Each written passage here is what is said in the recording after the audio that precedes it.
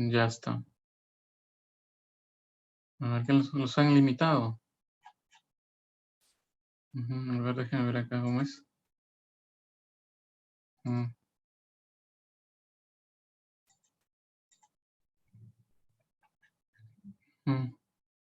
Qué raro.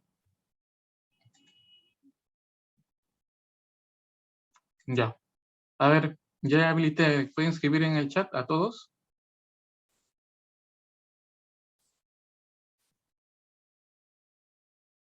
A ver, voy a comenzar, ¿no? Vamos a comenzar. A ver. Sí, ya pueden escribir, ¿no? Ya, chévere, monstruo. Ya compartí el PPT.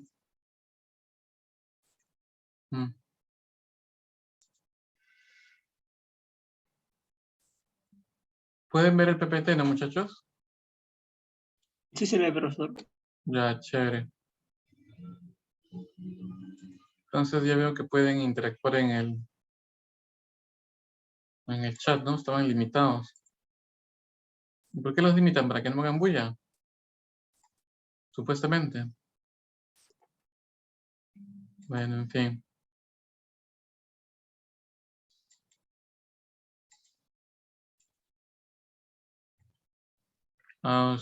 Sí, pues el Meet es diferente, no controla el Meet, el chat. Bueno, vamos a continuar con nuestras clases. Vamos a seguir ahora con lo que es la filosofía. Terminar la parte del periodo ontológico. No, perdón, iniciar el periodo antropológico e ir comenzando el periodo ontológico que es con Platón, ¿no? Pensé que estaba recuperando en el otro salón. Entonces, miren, en esta semana vamos a ver como temas de reflexión la famosa disputa entre los sofistas y Sócrates, y luego vamos a ver en el periodo ontológico a Platón. Y el próximo sábado, que ya es Semana Santa, vamos a terminar el periodo ontológico con Aristóteles y terminamos con las escuelas helenísticas romanas, ¿no? De ahí acabamos todo, el periodo de la filosofía griega. Mira, entonces vamos a explicar esta famosa controversia entre los sofistas y Sócrates. Mira, para esto es importante hablarles del contexto histórico. El contexto histórico es importante para entender cómo surgieron los sofistas y cómo van a hacer oposición a Sócrates.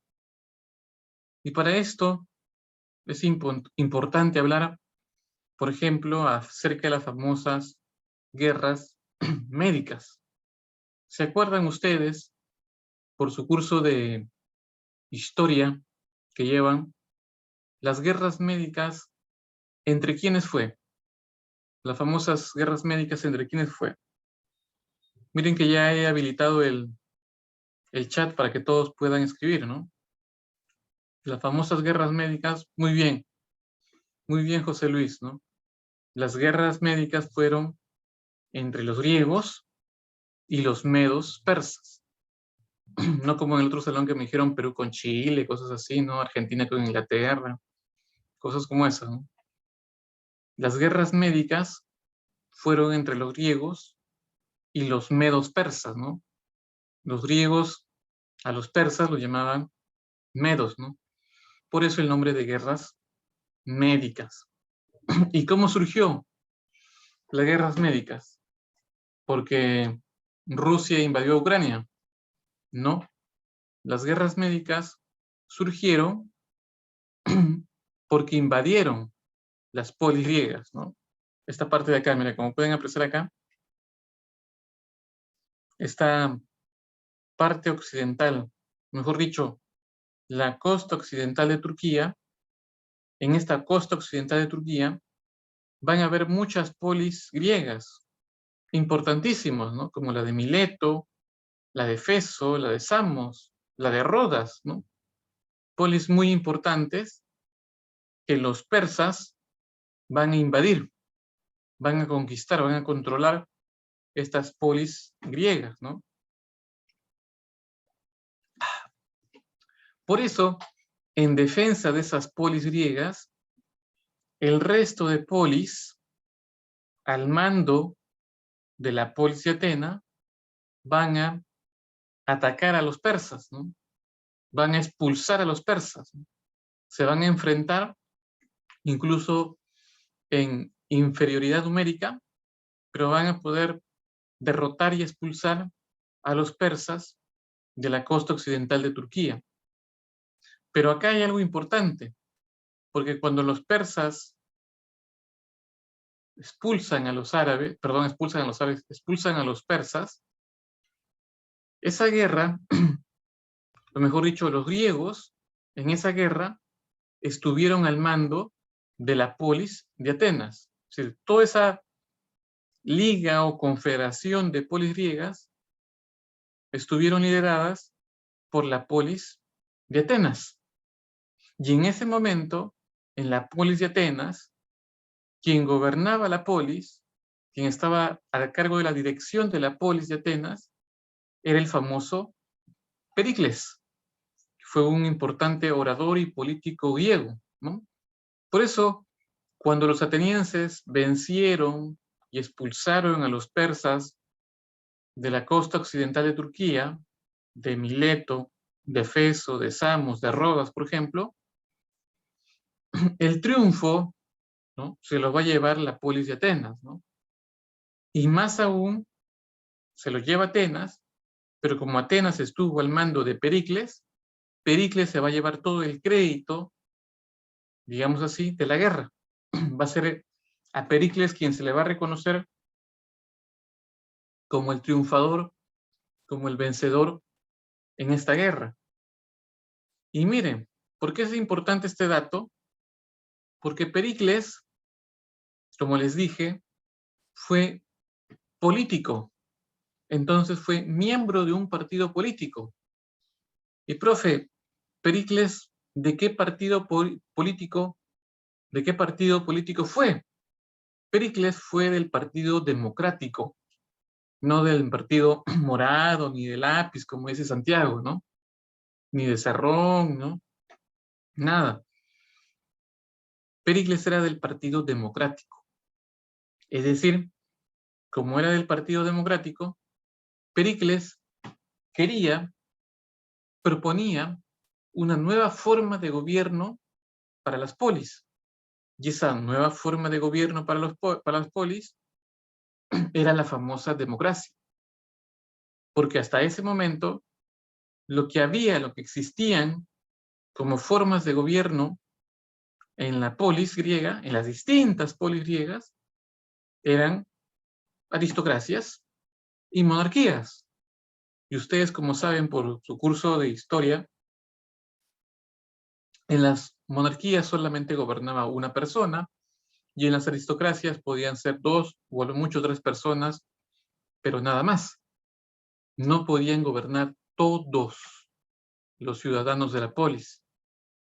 Por eso en ese momento que Atenas, al mando de Pericles, se lleva todo el crédito de la guerra, Pericles aprovecha la circunstancia, la situación, para cerrar el Congreso. No, para proponer a Atenas una nueva forma de gobierno llamada democracia. Pero obviamente, los ciudadanos en la polis griega, por ejemplo, se reunían. ¿Dónde se reunían? ¿Te acuerdas? Tu profe de historia, ¿qué te ha dicho? Los ciudadanos griegos, ¿dónde se reúnen? ¿En el baño o en la CEPRE? ¿Se reúnen en la CEPRE los ciudadanos griegos? No, los ciudadanos griegos se reúnen en la famosa ágora, en la famosa ágora, que es la asamblea de ciudadanos. La ágora es la famosa asamblea de ciudadanos. Ahí se reúnen a decidir el futuro de la polis. Ahí deciden qué leyes va a haber, qué leyes hay que quitar, si vamos a la guerra, si no vamos a la guerra, si firmamos la paz, etc. En el Ágora, que es la Asamblea de Ciudadanos, ahí se decide el futuro de la polis. Por eso, Pericles quería ir a la Ágora a proponer y a defender que la democracia era una mejor forma de gobierno. Pero para esto, Pericles va a buscar ayuda.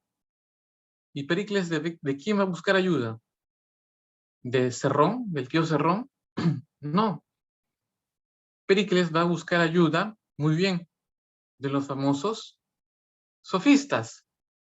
Los sofistas eran otros nobles, otros ciudadanos, pero que tenían una característica importante que lo va a diferenciar del resto. Los sofistas se caracterizaban porque eran sabios, eran personas muy sabias, muy cultas, sabían ética, política, economía, etc. Pero no eran solamente sabios, ¿ah? Eran muy sabios. Por eso el término griego muy sabio es sofistés, en castellano, sofista. Por eso los sofistas no son otra cosa que personas muy sabias, ¿ok? Claro, también cobraban. Pero estas personas muy sabias es a las que Pericles va a buscar ayuda. Y como he puesto acá en el chat, van a cobrar por eso, ¿no? Pericles le va a pagar a los sofistas, por ejemplo, al más importante de todos los sofistas. ¿Cuál es el más importante sofista? A ver, si en el examen de la CPD te preguntan, marque usted, ¿cuál es el más importante sofista? Y te ponen Pitágoras o Atahualpa. O te ponen, perdón, Protágoras y Atahualpa.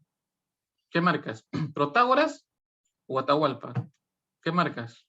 Claro, muy bien, Andrea. Es Protágoras, ¿no? Había otros, obviamente otros sofistas, ¿no? Gorgias de Leontinos, Trasimaco de Calcedonia, Cálicles de Atenas, pero el más importante de todos es Protágoras de Abdera.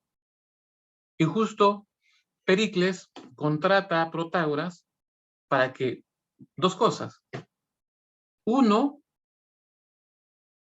le enseñe temas de ética y política para poder gobernar la polis bajo democracia, obviamente. Pero también que le ayude a argumentar, a saber argumentar dentro de la ágora, a defender con argumentos la democracia.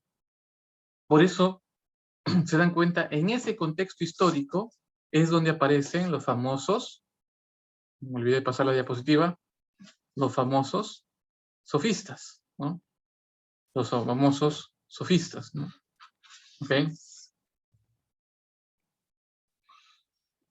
Ahora, me olvidé de pasar la diapositiva, ¿no? Entonces, en ese contexto histórico es donde aparecen los sofistas, ¿no? Y como les dije, hay varios, ¿no? Gorgias de Leontinos, Trasimaco de Calcedonia, Cálicles de Atenas, pero el más importante es Protágoras de Abdera, ¿no? Es el que afirma esa famosa frase de la omnio mensura, ¿no?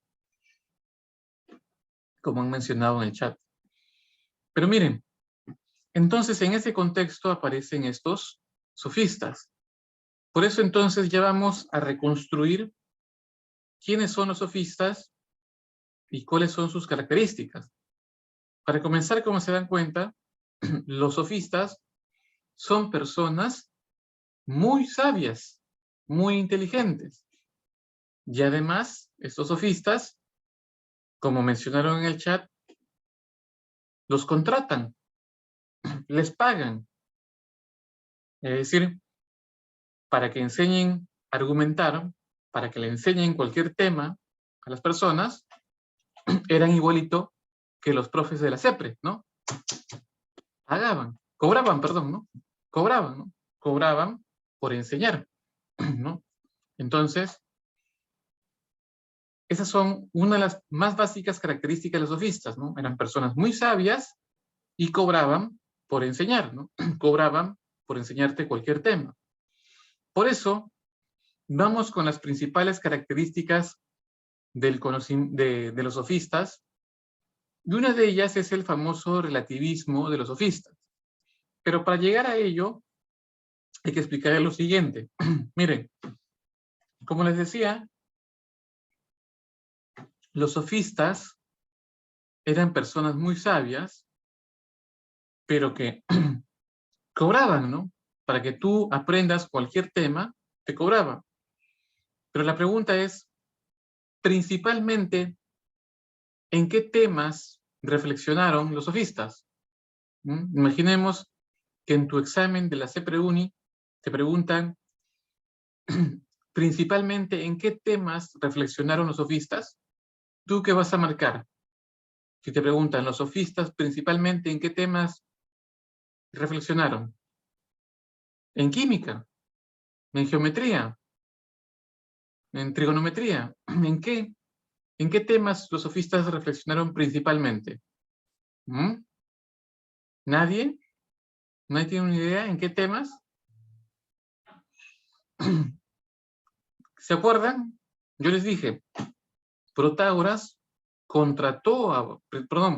Pericles contrató a Protágoras.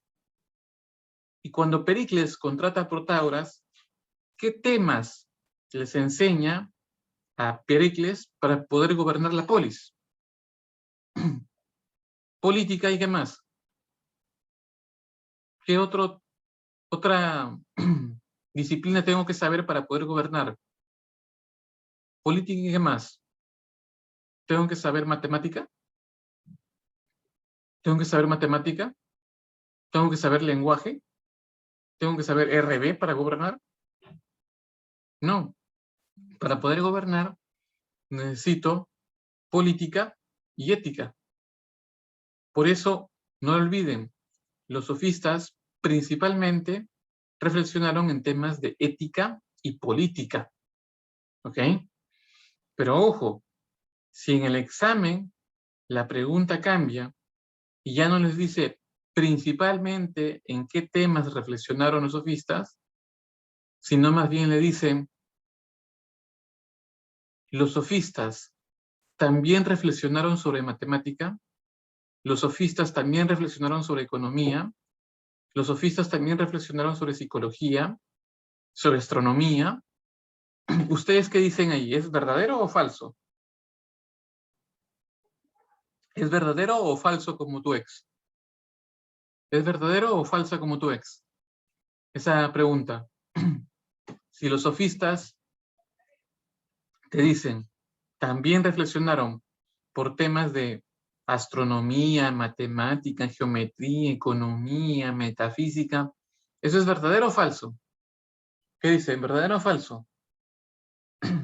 Claro, es verdadero.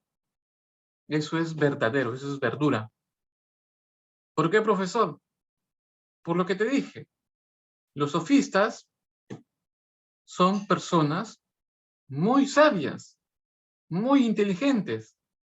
Como son muy inteligentes, muy sabias, dominan todos los temas, desde ética, política, economía, metafísica, astronomía, geometría, todo.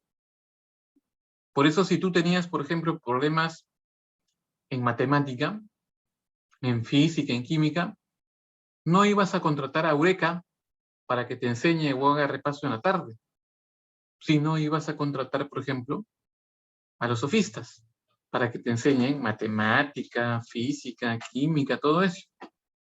Porque eran personas muy sabias, muy inteligentes. Solamente te cobraban, ¿no? Tú le pagabas para que te enseñen. Por eso no olviden, los sofistas principalmente reflexionaron en ética y política, ¿no? Por el contexto histórico en el que aparece. Pero también reflexionan en otros temas, ¿no? Desde matemática hasta metafísica, o sea, son muy variados. Ahora, la otra pregunta es, ¿cuál fue la herramienta que tuvieron los sofistas para poder enseñar?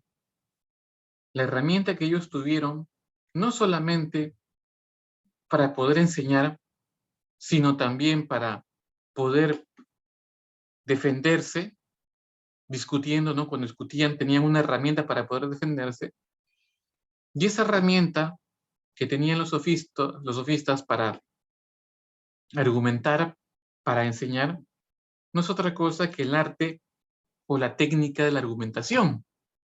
El arte o la técnica de la argumentación es la famosa retórica, es la famosa retórica, ¿no? Es el arte de la palabra, el arte del logos.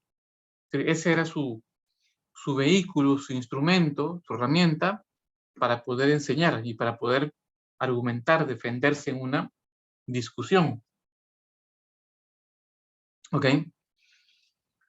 Entonces, ahora sí, la principal característica de los sofistas es que los sofistas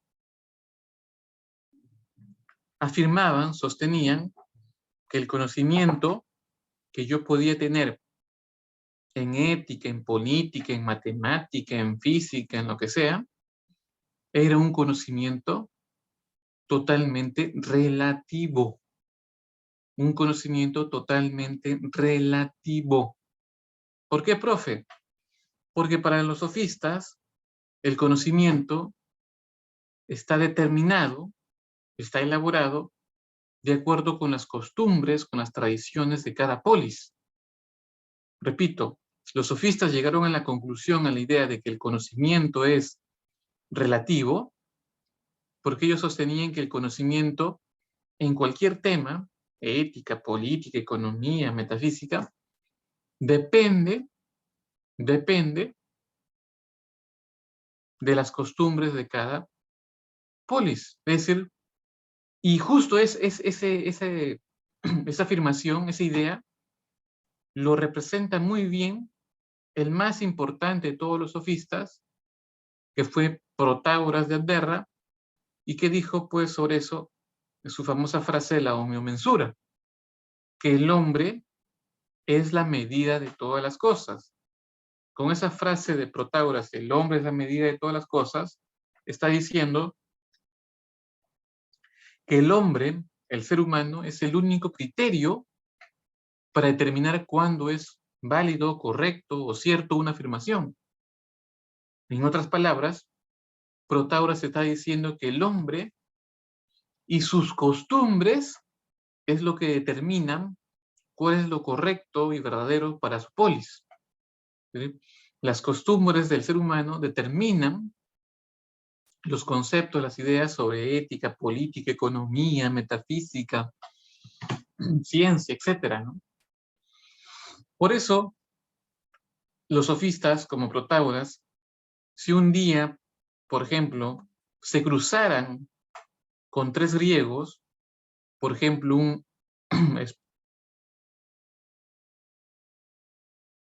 no, ese logo de Sepreuni, ese logo de Sepreuni, está encima mío.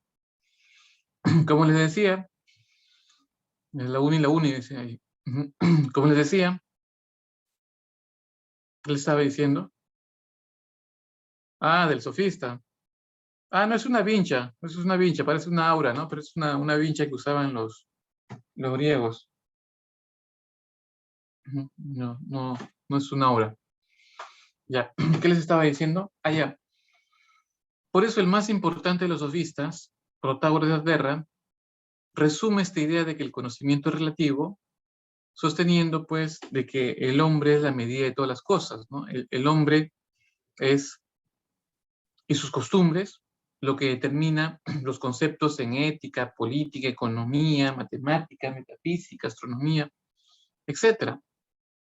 Por eso, cuando Protágoras se encontraba, por ejemplo, con un ateniense, con un espartano y un macedonio, ¿no? Tres griegos, ateniense, espartano y macedonio, pero de tres polis distintas, por ende, con tres costumbres distintas.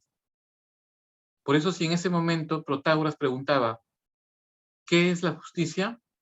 Obviamente que el ateniense, de acuerdo con las costumbres, de acuerdo con las tradiciones de su polis, iba a decir que la justicia es poner orden, En cambio, el espartano, que tiene una tradición, una costumbre militar, va a decir que la justicia es, perdón, el ateniense es el que dice la justicia es hacer el bien, perdón.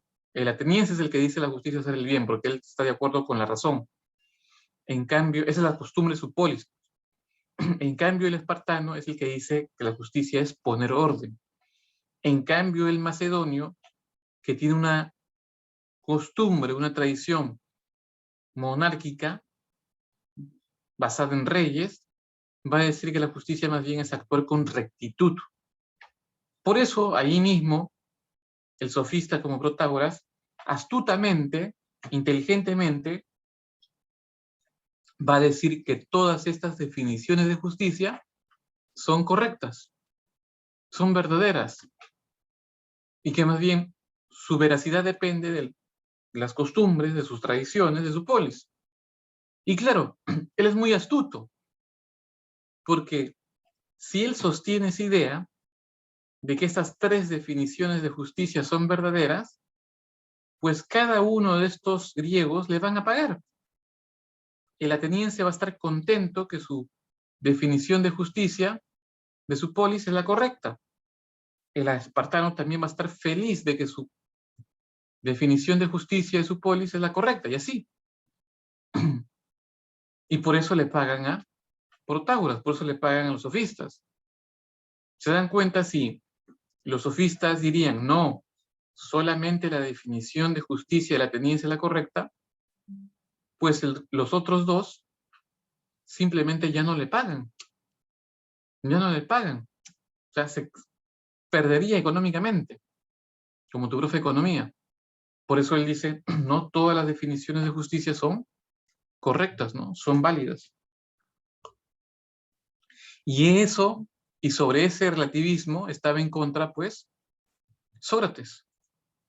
Sócrates, que no fue aristócrata, ¿no? Fue más bien el hijo de un escultor, sí, pues el hijo de un escultor Sofromisco, si no me equivoco, Sofromisco, pues era un hombre libre, pero que va a ser incluso, como saben, maestro de Platón, ¿no? Es el maestro Platón. Pero Sócrates, obviamente, incluso Sócrates va a ir en búsqueda del conocimiento, en búsqueda de la sabiduría. Por eso para Sócrates la definición de justicia, perdón, la definición de filosofía de Sócrates es que la filosofía es una búsqueda del saber, ¿no? Eso lo podemos encontrar en el famoso banquete. Pero como se dan cuenta, o como les decía, mejor dicho, Sócrates está en contra de la definición, o mejor dicho, de la posición relativista de los sofistas sobre el conocimiento. Sócrates no puede aceptar, no puede sostener de que todas las definiciones de justicia sean correctas. Para él solamente hay una válida. ¿Quieres acá una pregunta? ¿Al sofismo? ¿Cuál sofismo? ¿A los sofistas? Supongo que ya. No, simplemente ser una persona sabia. Si tú te ponías a estudiar todos los temas conocidos hasta ese momento, matemática, ética, política, metafísica, filosofía, ciencia, obviamente que te volvías un sofista, te volvías una persona sabia y comenzabas a cobrar por enseñar. ¿Ok? Y como les decía, los sofistas afirman que el conocimiento es relativo. Eso es, sobre eso está en contra Sócrates. Sócrates no acepta, no concibe la idea de que el conocimiento sea totalmente relativo. Incluso está en contra de los sofistas, como Protágoras, porque Protágoras, además que considera que el conocimiento es relativo, él va a sostener más bien, por ejemplo, que los dioses griegos son creaciones más bien de los seres humanos. Esa idea no la acepta Sócrates, porque Sócrates, digamos así, es más creyente. Él incluso sostiene que él es un enviado de los dioses. Él más bien sostiene, Sócrates, Él es un mensajero, ¿no? Un nexo con los dioses. Pero al margen de ello, Sócrates va a decir que el conocimiento no es relativo, sino que más bien el conocimiento es totalmente absoluto, único. ¿Por qué, profe? Porque él va a decir que todo el conocimiento universal, verdadero, correcto que existe en matemática, en ética, en política, en metafísica, en astronomía, en física, etc., ha sido puesto por los dioses en el alma racional al ser humano. Los dioses, ¿no? Como el famoso Daimon, son los que ponen todo el conocimiento universal, absoluto, verdadero, en ética, en política, en matemática, metafísica, en el alma racional del ser humano. Por eso, como ha sido puesta toda la verdad universal, toda la verdad absoluta en el alma racional del ser humano, antes que se reencarne en el cuerpo, pues entonces sí hay conocimiento universal, sí hay conocimiento totalmente verdadero. ¿Y dónde está, profe? Está pues dentro de nosotros mismos, es decir, en mi alma racional que se encuentra dentro de mi ser. Por eso, para Sócrates, la verdad es simplemente desocultar, ¿no? Develar la verdad universal, la verdad absoluta que está dentro de mí. ¿Ok? Por eso él va a sostener, perdón, que la verdad es única, que no depende de ninguna costumbre, ni de ninguna tradición, de ninguna polis. Y profe, entonces, si la verdad está dentro de nosotros, ¿cómo llegamos a ello? Si la verdad está en nuestra alma racional, que está dentro de nosotros, ¿cómo llego ahí? Tomando el metropolitano, tomando el tren eléctrico, tomando el corredor. ¿Cómo llego a la verdad universal que está dentro de mí para Sócrates?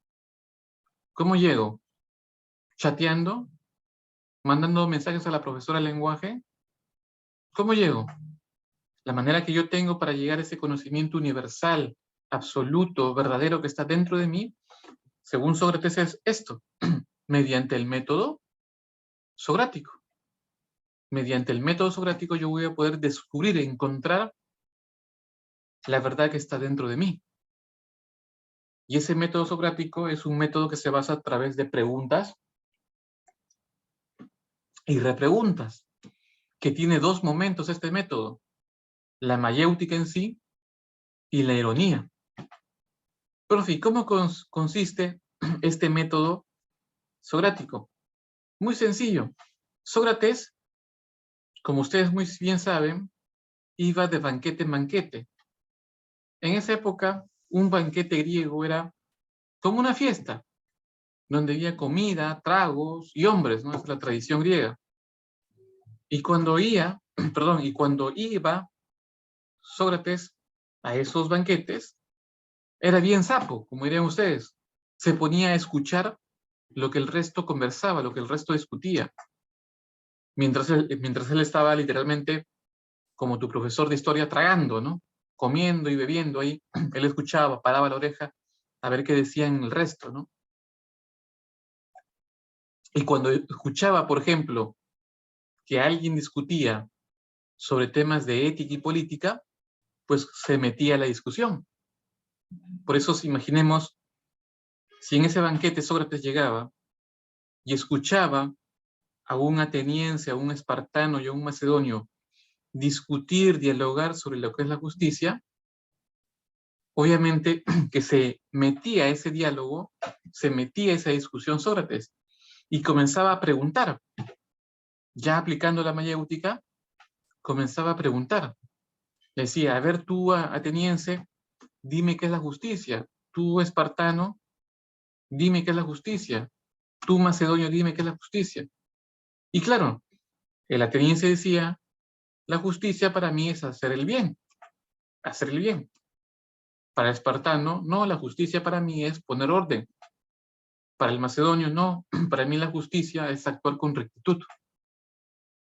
Y en ese momento, aplicando la mayéutica de Sócrates, hacía otra repregunta. Preguntaba, a ver, explícame cómo es eso, que la justicia es el bien. Explícame eso, espartano, cómo es eso que la justicia es poner orden. O explícame tú, macedonio, cómo es eso que la justicia es actuar con rectitud. Y en ese momento, ¿qué respondían? En ese momento, el ateniense, espartano y macedonio estaban como ustedes en el domingo en el examen. No sabían qué responder. No sabían qué decirle, ¿no? Y profe, ¿por qué no sabían qué responderle a Sócrates? ¿Porque no habían estudiado como nosotros para el examen de la CEPRE? No.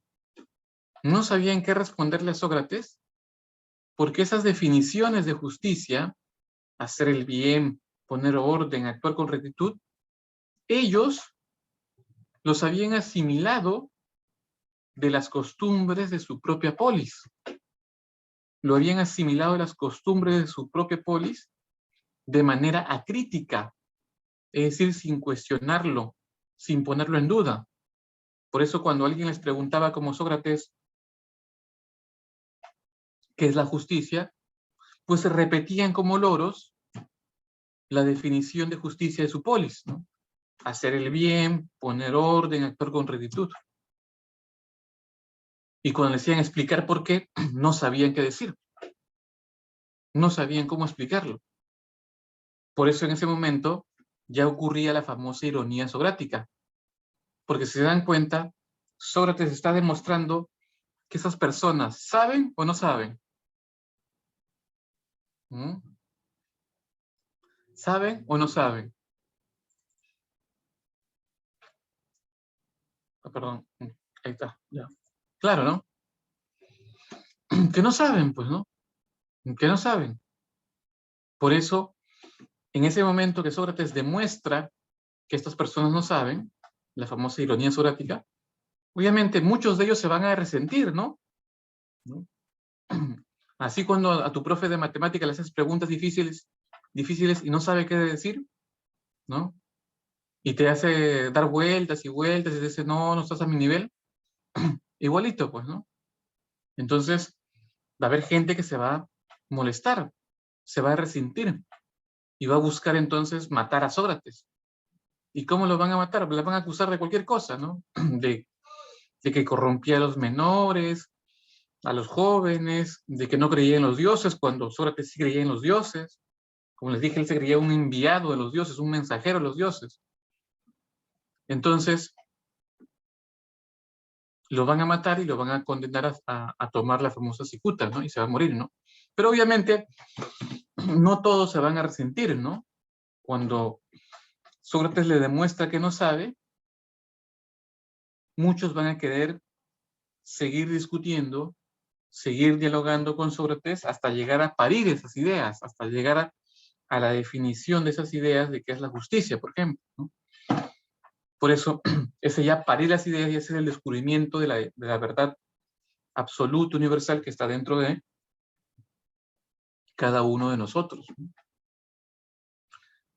Ahora, vamos ahora con la consecuencia del planteamiento filosófico de Sócrates. Miren, como se dan cuenta, la consecuencia del planteamiento de Sócrates es en el plano ético. Porque miren, si yo logro conocer y contemplar la verdad universal que hay en mí, que está dentro de mí, entonces, por ejemplo, en ética, entonces yo puedo actuar con rectitud. Puedo actuar de manera virtuosa. Es decir, puedo distinguir qué es bueno, qué es malo, qué es justo, qué es injusto, qué es correcto, qué es incorrecto. Esa es la consecuencia del pensamiento filosófico de Sócrates, que aplicado a la ética, si yo descubro las verdades, los conceptos universales en ética, puedo actuar con rectitud. Puedo darme cuenta qué es bueno, qué es malo, qué es justo, qué es injusto, qué es correcto, qué es incorrecto. Esa es la consecuencia del planteamiento filosófico de Sócrates, ¿no? Vamos ahora sí con Platón, ¿no? Platón ya está en el otro grupo que pertenece al periodo ontológico o de los grandes sistemas. Y en este periodo ontológico o de los grandes sistemas aparecen los dos grandes filósofos griegos, Platón y Aristóteles. Pero se le conoce como los grandes sistemas porque tanto Platón como Aristóteles reflexionan sobre muchísimos temas. No se limitan a temas vinculados a la ética o a la política, ¿no? En ontología, nociología, epistemología, ciencia también reflexionan, literatura reflexionan tanto Platón como Aristóteles, ¿no?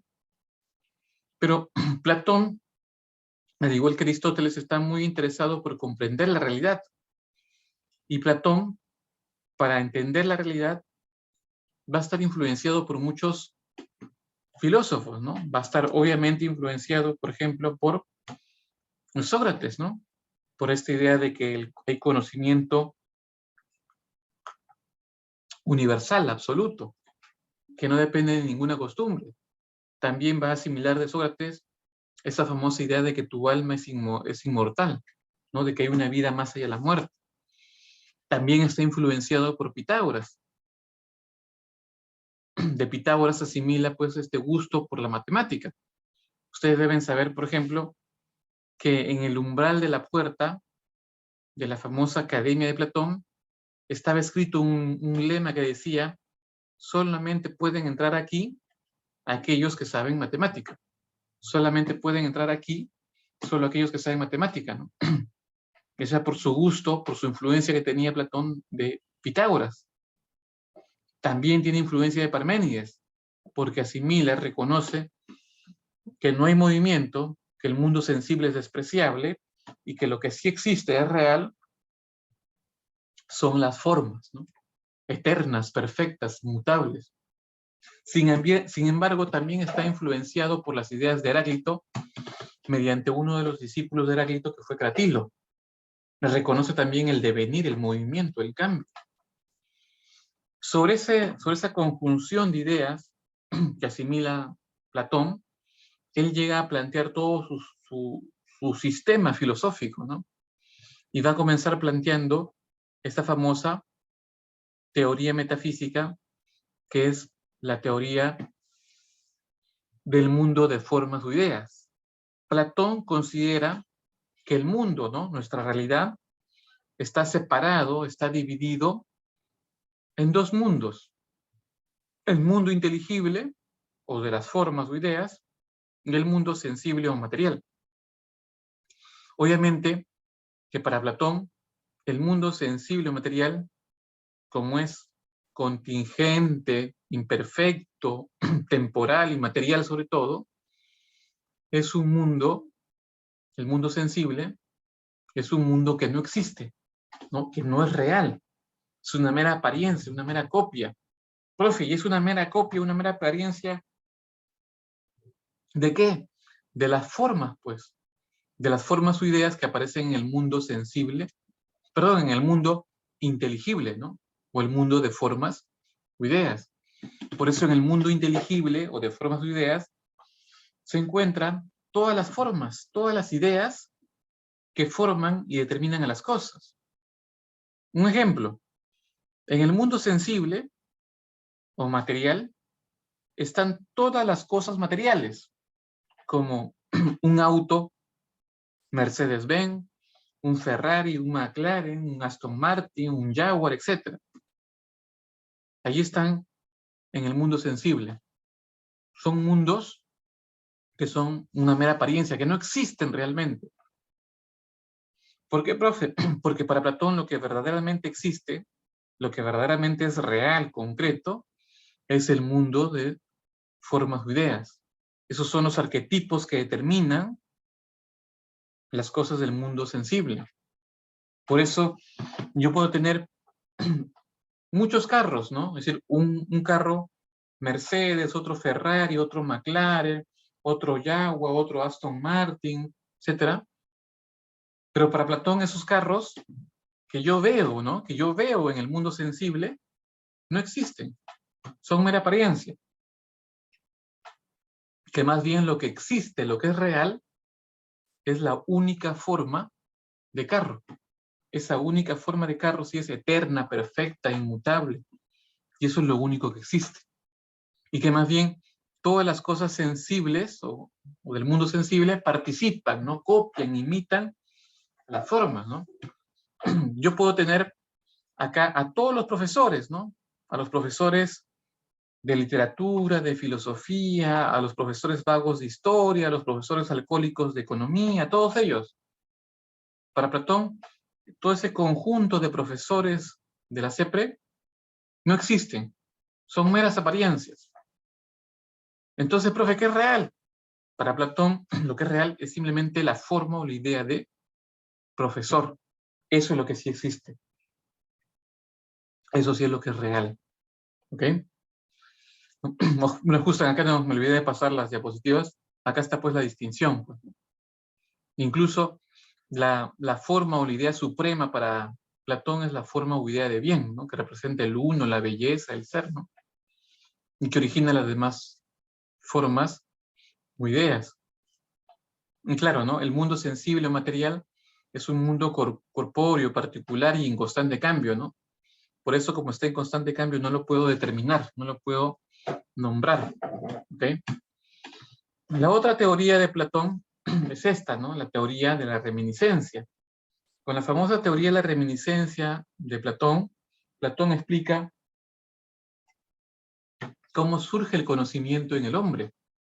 Él va a decir que el hombre, antes que nazca, antes que aparezca en la realidad, es decir, antes que aparezca en el mundo sensible material, el hombre, cuando es una mera alma racional, es decir, es una mera forma racional, el hombre va a recibir todo el conocimiento verdadero, absoluto, correcto, en matemática, ética, política, física, trigo, geo, todo.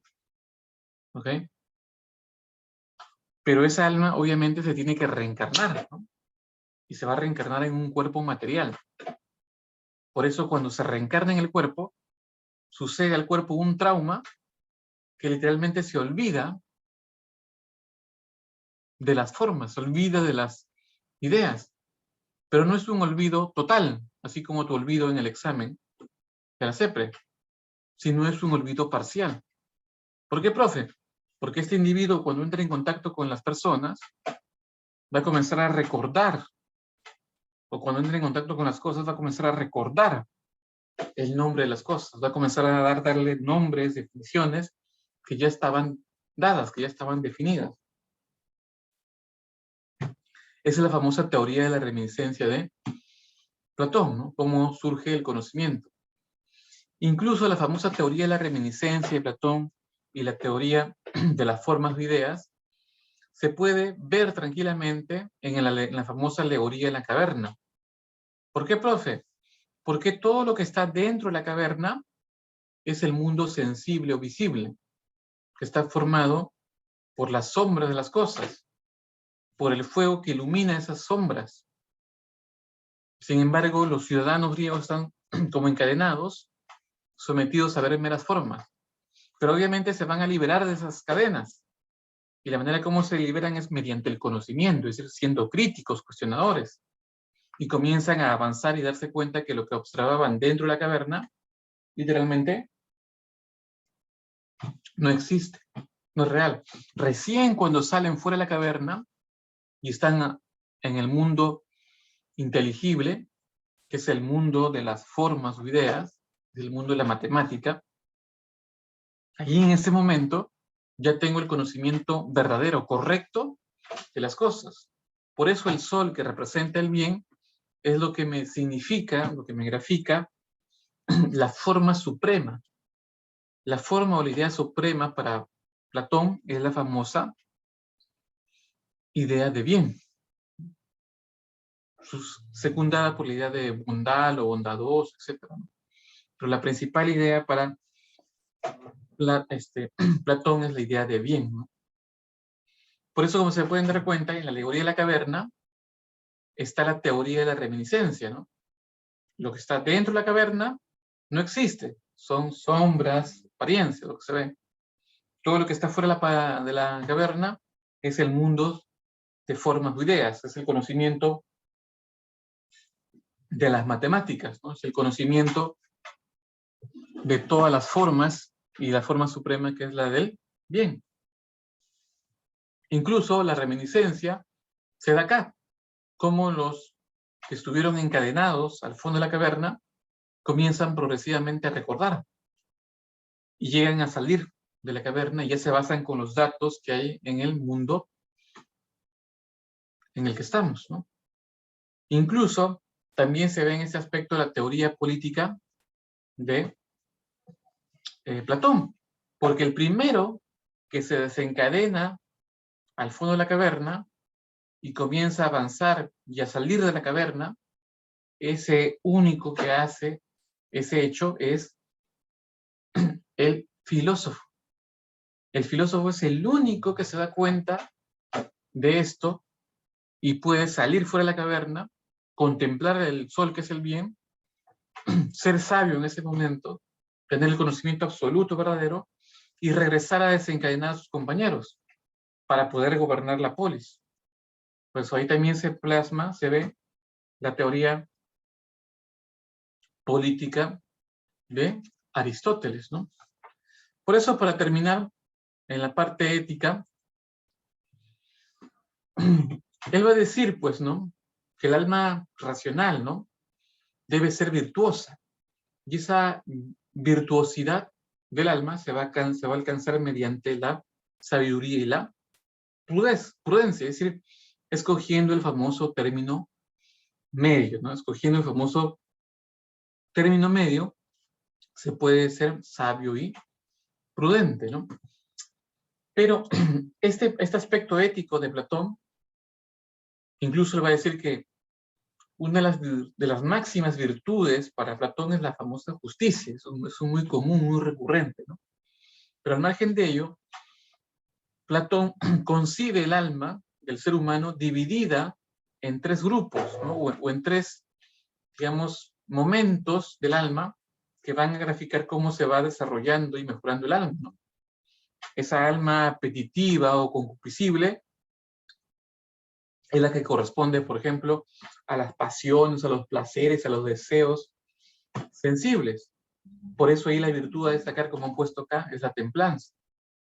En cambio, el alma irascible o volitiva también es aquella que va a estar dada por la voluntad, por el valor, por ejemplo, por la fortaleza también, y va a estar un paso antes de lo que va a ser pues el alma racional, desde donde yo puedo ver que mi alma ya es sabia y prudente. O sea, el alma del ser humano pasa por tres estadios, ¿no? Concupiscible, irascible y racional. Recién cuando es racional tu alma, ahí recién te vuelves sabio, sabio y sobre todo prudente, ¿no? Y eso mismo lo lleva, por ejemplo, Platón al plano político, ¿no? Porque él va a considerar, ¿no? Que la polis griega va a estar dividida en tres estamentos, donde cada estamento responde a un tipo de alma, ¿no? Los artesanos productores, al alma aperitiva concupiscible, los guardiantes que defienden la polis, al alma irracional o volitiva, y el único, ¿no? Que se salió de la caverna y pudo contemplar la luz del sol, que es el rey filósofo, ese es el que puede gobernar la polis. Tiene que actuar con virtud, ¿no? Y sabiduría para alcanzar la famosa justicia. El rey filósofo es el que puede gobernar únicamente la polis para Platón. Bueno, voy a dejar de compartir, muchachos. No sé si hay alguna pregunta, duda, trauma, pero les voy a dictar las claves del libro, ¿no? Las claves de esta semana del libro. Entonces, a ver, van apuntando. Uno dedo, uno dedo, uno dedo, dos dedos también, dos dedos también, dos dedos también, tres casa, tres casa, tres casa, tres casa, cuatro avión, cuatro avión, cuatro avión, 5 dedos, 5 dedos, 5 dedos. 5 dedos, 5 dedos, 5 dedos. 6 besos, 6 besos, 6 besos, 6 besos. 6 besos. 7 casas, 7 casas, 7 casas. 8 avión, 8 avión, 8 avión, 8 avión. 9 enano, 9 enano, 9 enano, 9 enano. Y 10 avión. Y 10 avión. Y 10 avión. Bueno, muchachos, si no hay ninguna otra pregunta, consulta, duda, trauma, pues nos estamos viendo. Que tengan un buen fin de semana. Voy a detener la grabación primero.